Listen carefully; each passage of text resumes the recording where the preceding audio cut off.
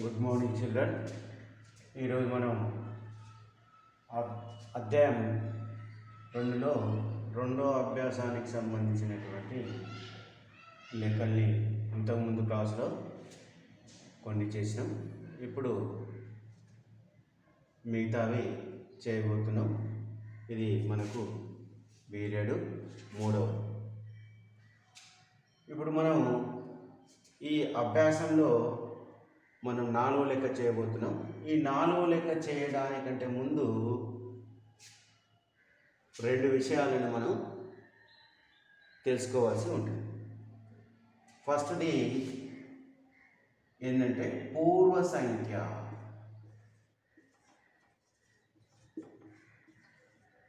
ఏంటిది? పూర్వ సంఖ్య. రెండవది ఉత్తర సంఖ్య.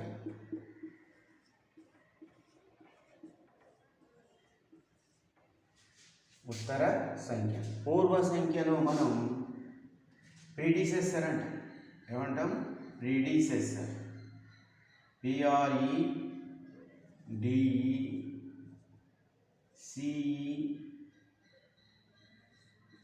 PREDECESSOR. ప్రీడిసెసర్ ఏమంటాం? ప్రీడిసెసర్. అదే ఉత్తర సంఖ్యనైతే సక్సెసర్ అంటాం. SUCCESSOR.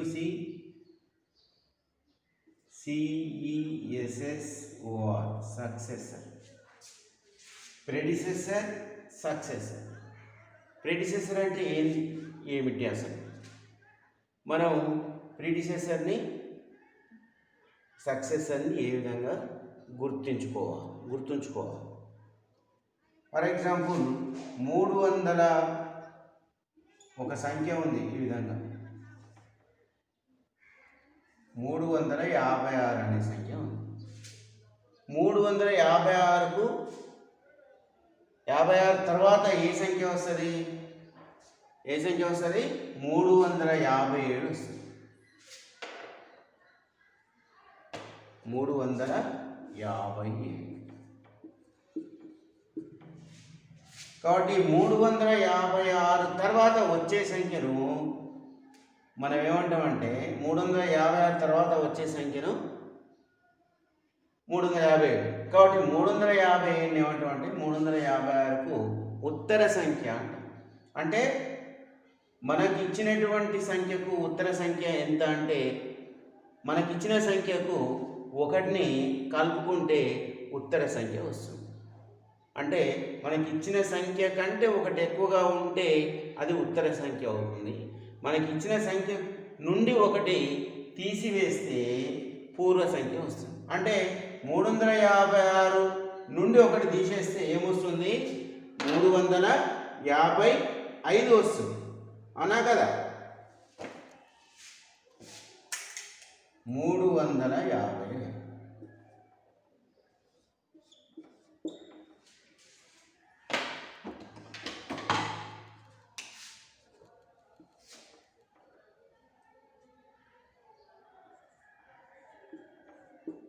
దీన్ని ప్రెడిసెసర్ అంటాం. దాన్ని ఏమంటాం? సక్సెసర్. ఉత్తర సంఖ్య. ఇచ్చిన సంఖ్యకు 1 యాడ్ చేసుకుంటే మనకు ఉత్తర సంఖ్య వస్తుంది. ఇచ్చిన సంఖ్య నుండి 1ని లెస్ చేసి తగ్గిస్తే మనకు పూర్వ సంఖ్య వస్తుంది. ఇది 1వ ఎగ్జాంపుల్ అనుకుందాం. 2వది ఇప్పుడు మనకు ఒక సంఖ్య 8765 అని ఇచ్చింది. ఇది ఇచ్చినటువంటి సంఖ్య. దీనికి ప్రెడిసెసర్ ఏమొస్తుంది? 1 తగ్గించాలి. 65లో 1 పోతే 64, లేదా 1 స్థానంలో 1 తగ్గించుకొని మనం రాసుకుంటే ఆ ఇచ్చిన సంఖ్య యొక్క ప్రెడిసెసర్ వస్తుంది. ఏమొస్తుంది చెప్పండి? 8764. మరి 8764కు ఉత్తర సంఖ్య రాయండి అని అన్నారు అనుకోండి. అప్పుడు మనం ఏం చేయాలి? 1ని యాడ్ చేసుకోవాలి, కూడుకోవాలి. కాబట్టి 8765 1 కలిపితే 8760. అది ఉత్తర సంఖ్య అవుతుంది. కాబట్టి ఎన్నైనా ఈ విధంగా మనకు పూర్వ సంఖ్య ఒక సంఖ్య ఇచ్చి పూర్వ సంఖ్య రాయాలన్నా ఉత్తర సంఖ్య రాయాలన్నా ఒకటి అదనంగా ఇచ్చిన సంఖ్య కలుపుకుంటే మనకు ఉత్తర సంఖ్య వస్తుంది. ఒకటిని తగ్గించుకుంటే మనకు పూర్వ సంఖ్య రావడం అనేది జరుగుతుంది. అర్థమైంది కదా. ఇప్పుడు ఇంకొక ఎగ్జాంపుల్ చూద్దాం. 10,999 అనే ఒక సంఖ్య ఉంది. ఇప్పుడు దీనికి ఉత్తర సంఖ్య కావాలి. 10,999కి ఎంత కలిపితే ఉత్తర సంఖ్య వస్తుంది?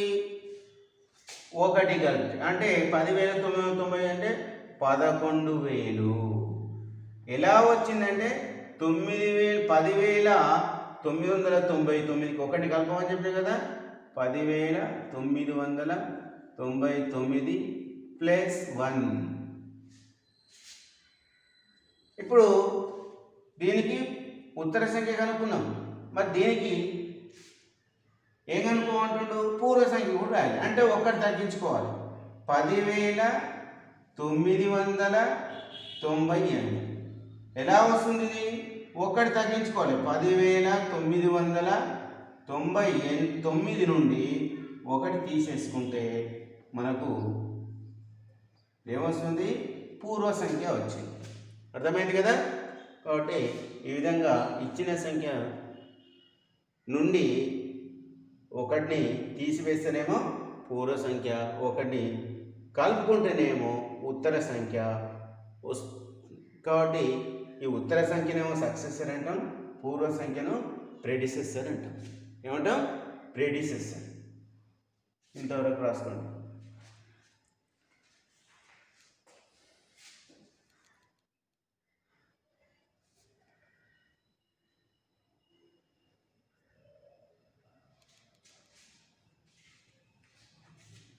ఇప్పుడు మనం 4వ లెక్కను చేద్దాం. అభ్యాసం 2.1లో ఎన్నో లెక్క చేయబోతున్నాం?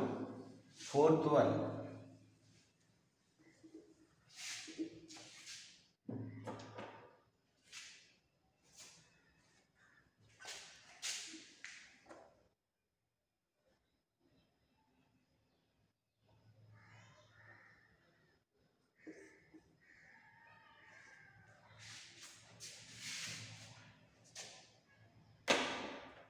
నాలుగో లెక్క ఏముందో చూడండి. కింది జతలలో ఏ పూర్ణాంకము మరొక పూర్ణాంకానికి సంఖ్యారేఖపై కుడివైపున ఉంటుంది?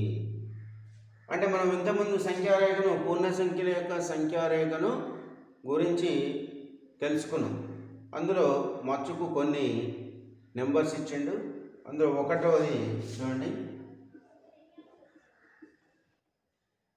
4వ బిట్లో 1 895 239.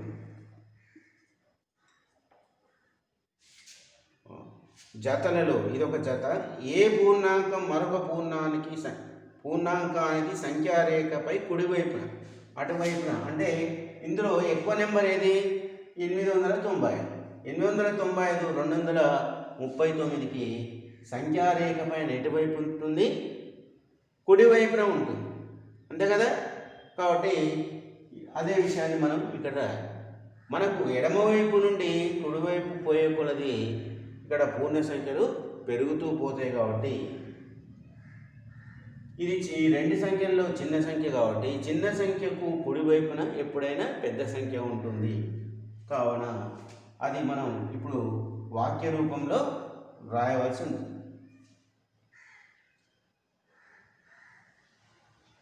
895 అనే సంఖ్య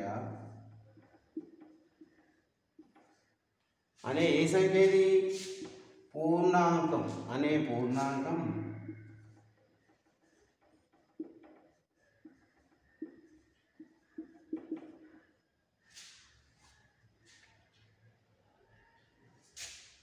$239 అనే పూర్ణాంకానికి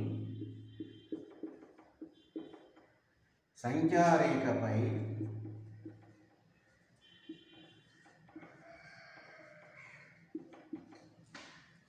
కుడివైపున ఉంటుంది.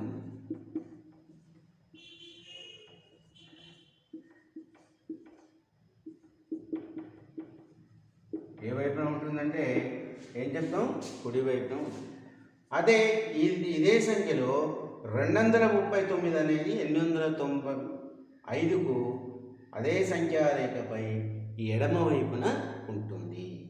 ఈ విధంగా మనం ఈ బిట్టుకు సంబంధించినటువంటి లెక్కలన్నీ మీరు చేయాలి. నెక్స్ట్ 6వ బిట్ చూడండి ఒకసారి. లెస్ దాన్ గ్రేటర్ దాన్లలో సరైన గుర్తును ఖాళీలలో ఉంచుము అంటుంది. 6th వన్ డైరెక్ట్గా జవాబు రాసేస్తున్నాను నేను.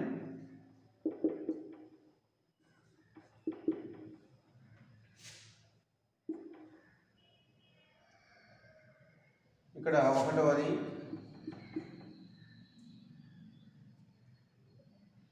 8-7, 2వది 5-2, 3వది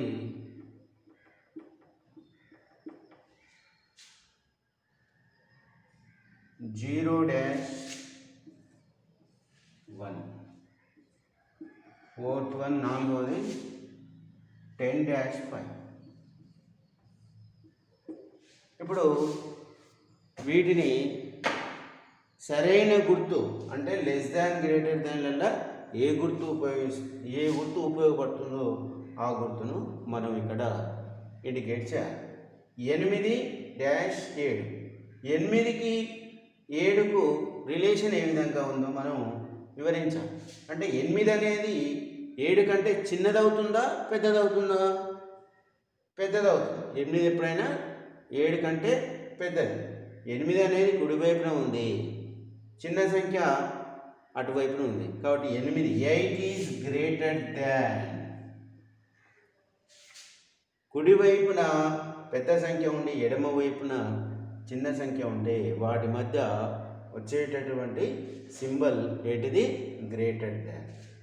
అదే 2వది 5-2, కుడివైపున పెద్ద సంఖ్య ఉంది, ఎడమవైపున చిన్న సంఖ్య ఉంది. ఇక్కడ కూడా సింబల్ ఏమొస్తుంది? గ్రేటర్ దాన్ సింబల్ వస్తుంది. 3వది చూడండి, 0 అనేది 1 కంటే చిన్నదే కదా.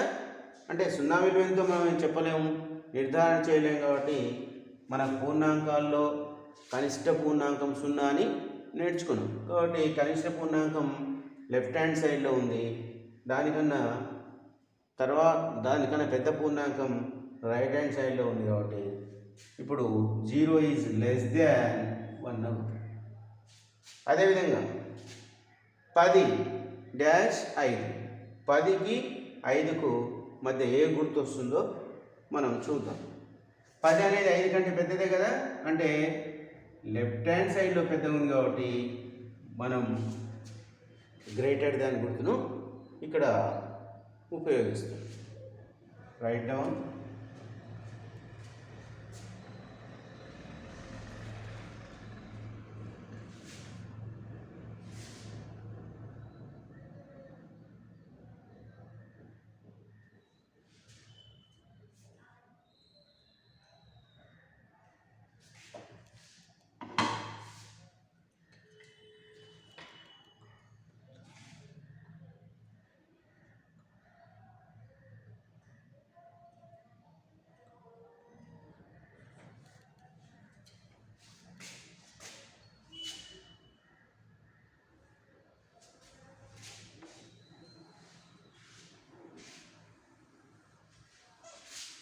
ఈ అభ్యాసంలో మనం చివరి లెక్క ఒకటి చేయబోతున్నాం.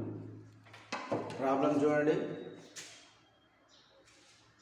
7వ ప్రాబ్లం 7th వన్ ఏమిచ్చిండు? సంఖ్యారేఖపై 11 యొక్క ఉత్తర సంఖ్యను మరియు 5 యొక్క పూర్వ సంఖ్యను సూచించండి అంటున్నాం. ఈ సంఖ్యారేఖ మీద 11 యొక్క ఉత్తర సంఖ్యను 11 యొక్క ఉత్తర సంఖ్య అంటే మనకు 11 అనే సంఖ్య ఇచ్చిండు, దానికి ఉత్తర సంఖ్య కావాలంటే 1 అదనంగా కూడుకోవాలి. అంటే 11 1 కలిపితే ఏమొస్తుంది? 12 వస్తుంది. అంటే 11 యొక్క ఉత్తర సంఖ్య ఏమవుతుంది? 12. అదేవిధంగా 5 యొక్క పూర్వ సంఖ్య ఏమవుతుంది? 5 1 తగ్గిస్తే 5లో 1 తగ్గిస్తే 4 వస్తుంది కాబట్టి 5 యొక్క పూర్వ సంఖ్య 4 అవుతుంది. దీనికి మనం సంఖ్యారేఖ గీద్దాం.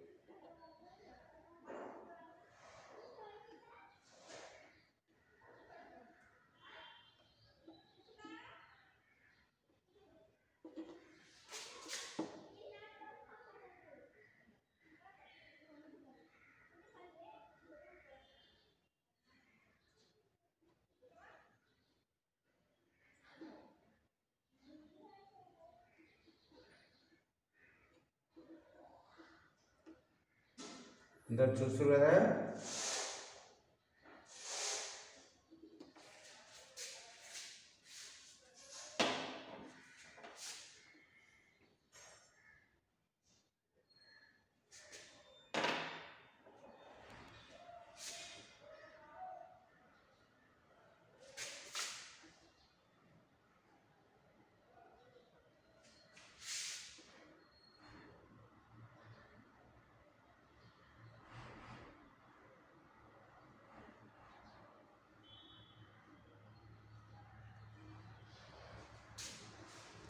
పూర్ణాంకాలు కాబట్టి ఇక్కడ మనం కనిష్ట పూర్ణాంకం 0తో తీసుకుంటాం. 0 1 2 3 4 5 6 7 8 9 10 11 12. ఇప్పుడు చూడండి, ఇందులో మనకు 11కు ఉత్తర సంఖ్య 11కు 1 కలిపితే 12 వస్తుంది కాబట్టి ఈ 11కు ఉత్తర సంఖ్య ఎంత అవుతుంది? 12.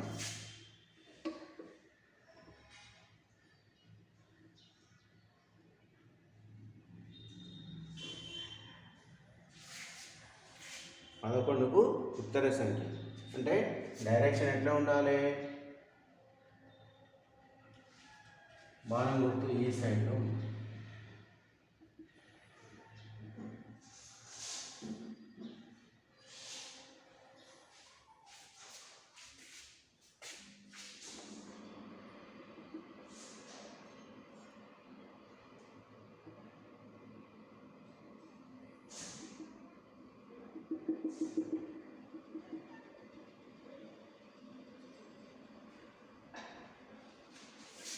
నెక్స్ట్ 5కు పూర్వ సంఖ్య. 5కు లెఫ్ట్ హ్యాండ్ సైడ్లో మనకేముంది? 4 ఉంది కాబట్టి 5కు పూర్వ సంఖ్య ఏమవుతుంది? 4. దాన్ని మనం బాణం గుర్తు సహాయంతో సూచిద్దాం.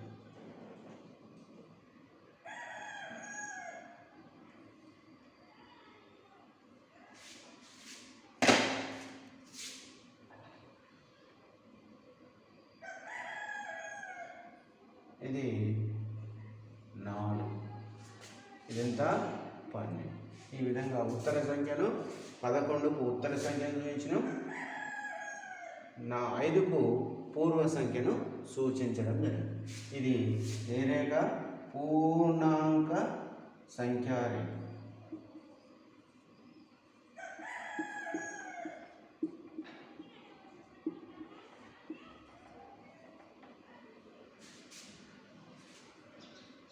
ఇంకా దీన్ని మనం పొడిగించుకోవచ్చు.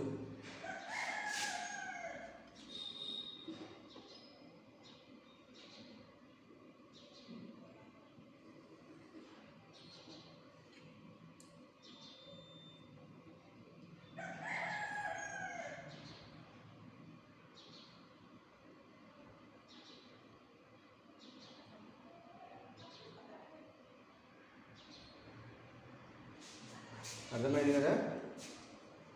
రైట్. ఇంకా మనం వాక్య రూపంలో దీని జవాబు రాదు. 11 యొక్క ఉత్తర సంఖ్య. ఉత్తర సంఖ్యను ఏమంటాం? సక్సెసర్ అంటాం. ఏమంటాం? సక్సెసర్. ఉత్తర సంఖ్య సక్సెసర్ ఎంత? 12. 5 యొక్క పూర్వ సంఖ్య.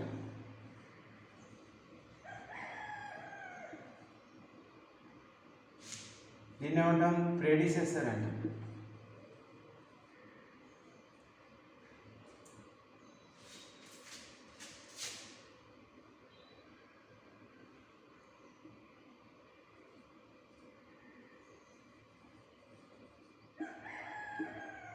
ఎంత? 4. 5 యొక్క పూర్వ సంఖ్య 4, 11 యొక్క ఉత్తర సంఖ్య ఎంత? 12. రండి.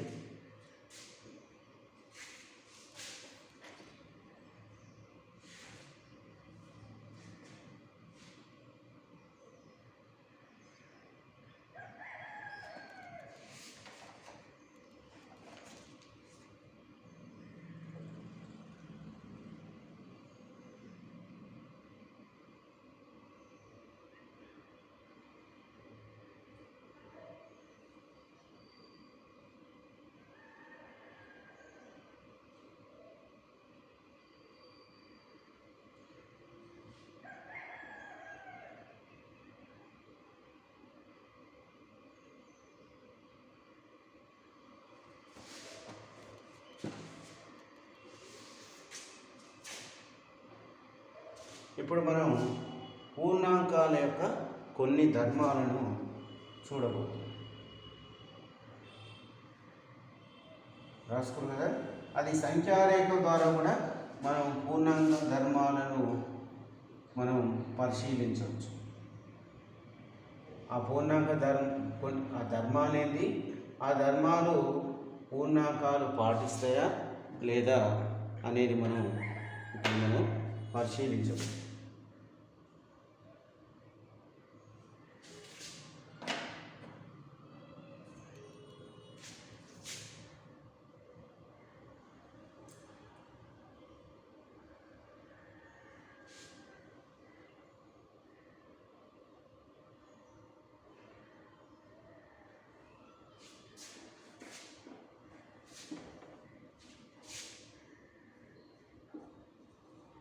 పూర్ణాంకాల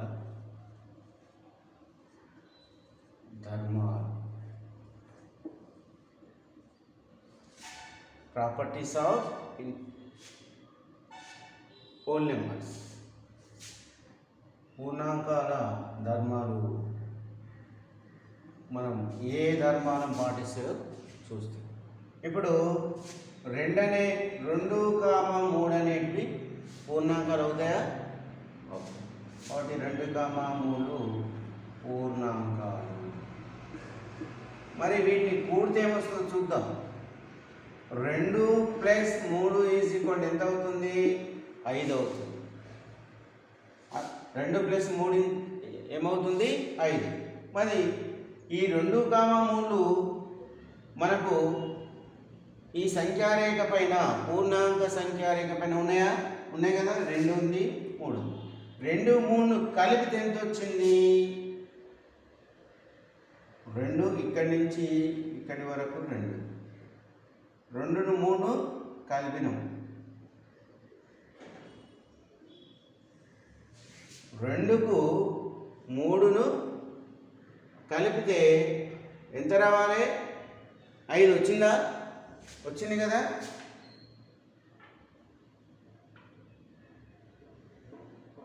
2 నుండి ఇక్కడి నుండి ఇక్కడికి 2 కదా.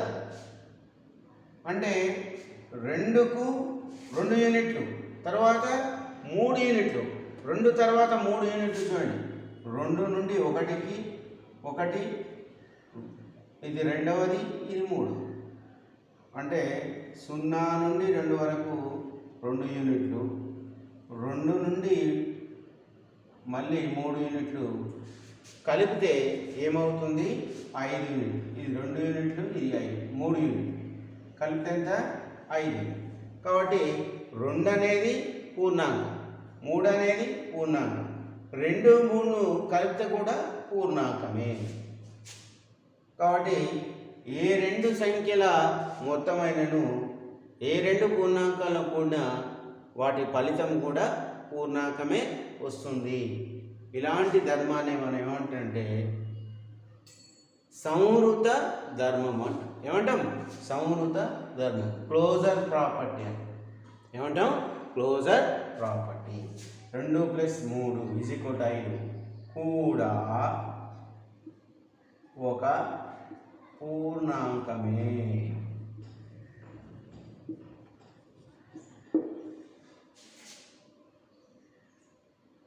కాబట్టి నెక్స్ట్, ఇది ఏ ధర్మం?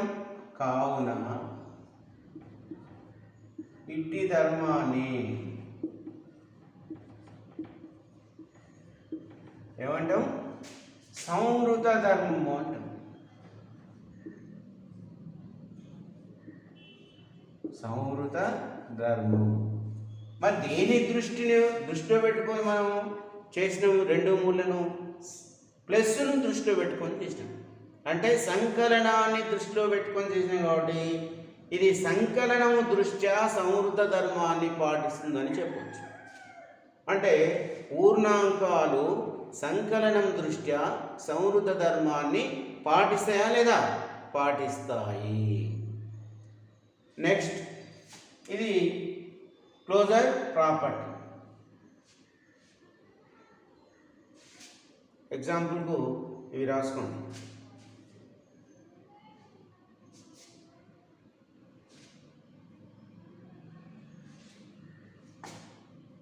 నెక్స్ట్, ఇది ఒక ఎగ్జాంపుల్, మొదటి.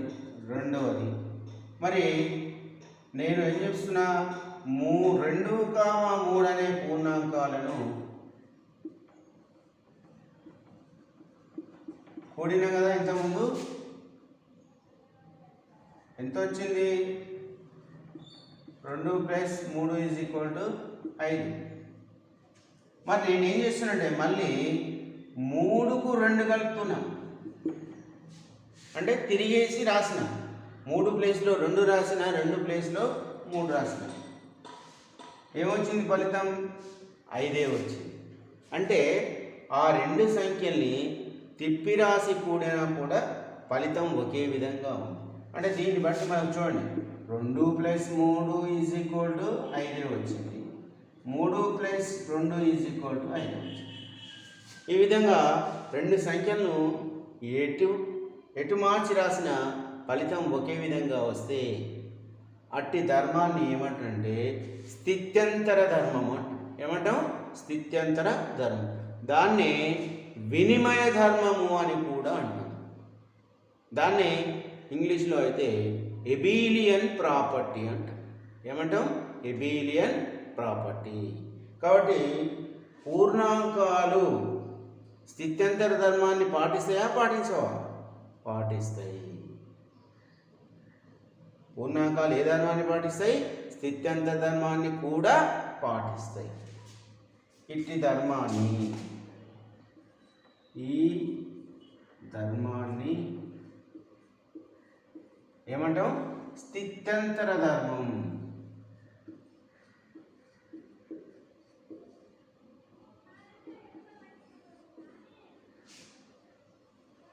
స్థిత్యంతర ధర్మం లేదా వినిమయ ధర్మం. వినిమయ ధర్మం అంటారు.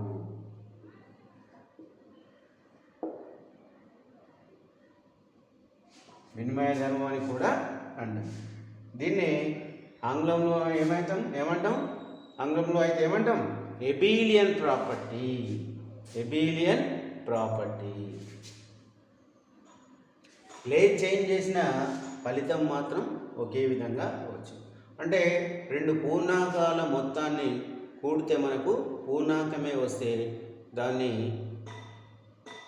సంకలనం దృష్ట్యా సంవృత ధర్మం. అదే రెండు పూర్ణాంకాలను తీసుకొని ఎటేసి కూడినా ఒకే ఫలితం వస్తే అట్టి ధర్మాన్ని మనం ఏమంటామంటే స్థిత్యంతర ధర్మం లేదా వినిమయ ధర్మం అంటాం. ఇప్పుడు మనకు రెండు ధర్మాలు వచ్చినాయి. ఒకటవది ఏంటిది? సంవృత ధర్మం.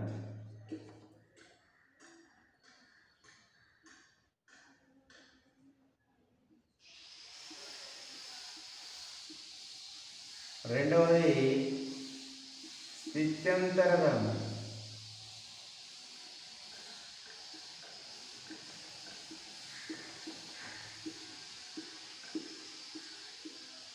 దాన్ని ఏమంటాం? వినిమయ ధర్మం.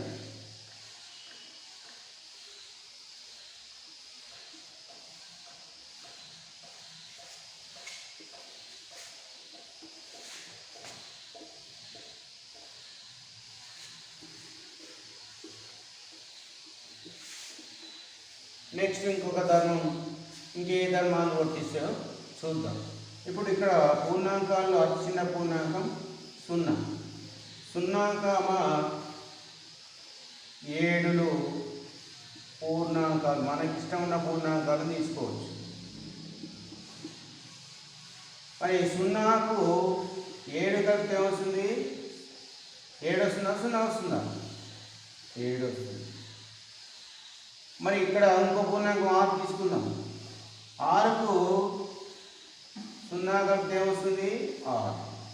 9 తీసుకుందాం. 9కి 0 కలిపితే 9. ఈ విధంగా ఏదైనా ఒక ధన పూర్ణాంకానికి 0ను కలిపితే మనం ఏ ధన పూర్ణాంకం అయితే తీసుకున్నామో అదే ధన పూర్ణాంకము వచ్చినట్లయితే అట్టి ధర్మాన్ని ఏమంటామంటే తత్సమ ధర్మము అంటాం. ఏమంటాం? తత్సమ ధర్మం. అంటే ఇక్కడ 0 ఉంది కదా, ఆ 0ను, ఆ 0ను మనం తత్సమ మూలకం, ఐడెంటిటీ ఎలిమెంట్ అంటాం. అంటే ఇక్కడ ఇప్పుడు చూడండి, అన్నిట్లో కూడా ఐడెంటిటీ ఎలిమెంట్ రిపీట్ అయింది. మన ఫలితం ఏదొచ్చింది? ఏ ధన పూర్ణాంకం అయితే తీసుకున్నామో అదే ధన పూర్ణాంకం ఫలితంగా రావడం అనేది జరిగింది. కాబట్టి ఇలాంటి ధర్మాన్ని మనం ఏమంటామంటే తత్సమ ధర్మము అంటాం. ఇది కూడా సంకలనం దృష్ట్యా కదా, లెస్సును దృష్టిలో పెట్టుకొని చేస్తున్నాం కాబట్టి దాన్ని సంకలనం దృష్ట్యా పూర్ణాంకాలు స్థిత్యంతర తత్సమ ధర్మాన్ని పాటిస్తాయని చెప్పవచ్చు. ఇప్పుడు 3 ధర్మాలు పాటించినాయి: సంవృత ధర్మం, స్థిత్యంతర ధర్మం, మూడవది ఏంటిది? తత్సమ ధర్మం.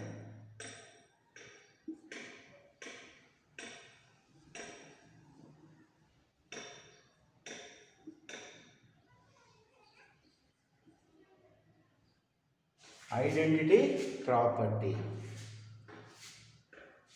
ఐడెంటిటీ ప్రాపర్టీకి మనం ఇదే సంఖ్యారేఖను తీసుకొని మన ఇష్టం వచ్చిన పూర్ణాంకాన్ని తీసుకొని దాని కనిష్ట పూర్ణాంకం కలిపితే మనం ఏ ధన పూర్ణాంకం అయితే తీసుకున్నామో అదే ధన పూర్ణాంకం ఫలితంగా రావడం అనేది జరుగుతుంది. ఇక్కడ తత్సమ మూలకం ఏంటిది? తత్సమ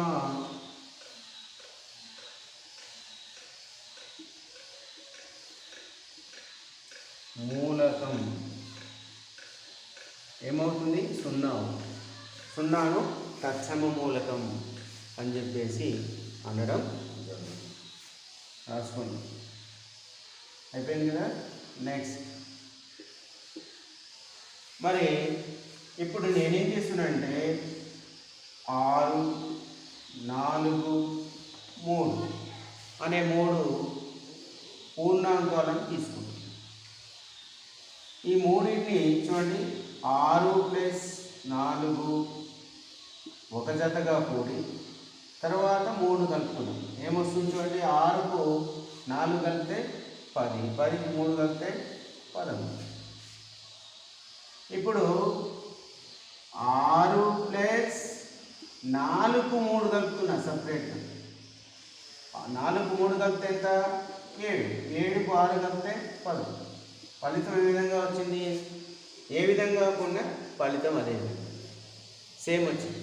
కాబట్టి ఇక్కడ మనం తీసుకున్న విలువలు 3 విలువలు ఉన్నాయి. అంతకుముందు 2 విలువలు తీసుకున్నాం, ఇక్కడ 3 విలువలు తీసుకున్నాం. కాబట్టి 3 విలువలల్లో ఏ రెండింటిని కూడి మూడో దాన్ని కూడితే ఎంత ఫలితం వస్తుందో, మొదటి దాన్ని తర్వాత ఉన్నటువంటి 2 సంఖ్యలను కలిపిన తర్వాత మొదటి సంఖ్యను కలిపితే కూడా అంతే ఫలితం వస్తే అట్టి ధర్మాన్ని మనం ఏమంటామంటే సాహచర ధర్మం అంటాం. ఏమంటాం? సాహచర ధర్మం. 4వది సాహచర ధర్మం.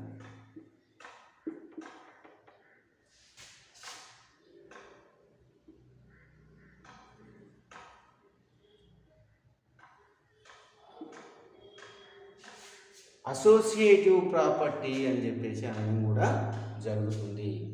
సాహచర ధర్మం లేదా సహచర న్యాయం అని కూడా అనడం జరుగుతుంది. కాబట్టి పూర్ణాంకాలు సంకలనం దృష్ట్యా సంవృత ధర్మాన్ని పాటిస్తాయి, స్థిత్యంత ధర్మాన్ని పాటిస్తాయి, తత్సమ ధర్మాన్ని పాటిస్తాయి, సాహచర ధర్మాన్ని కూడా పాటిస్తాయి. ఇవి విభాగ ధర్మాన్ని కూడా పాటిస్తాయా లేదా చూస్తాం నెక్స్ట్ దాన్ని. ఇంతటితో మనం ఈ పీరియడ్ను ముగిద్దాం. నెక్స్ట్ పీరియడ్లో తర్వాత మరికొన్ని విషయాలు, మరికొన్ని ధర్మాలు, పూర్ణాంకాల యొక్క మరికొన్ని ధర్మాలను మీకు వివరించడం జరుగుతుంది. Thank you.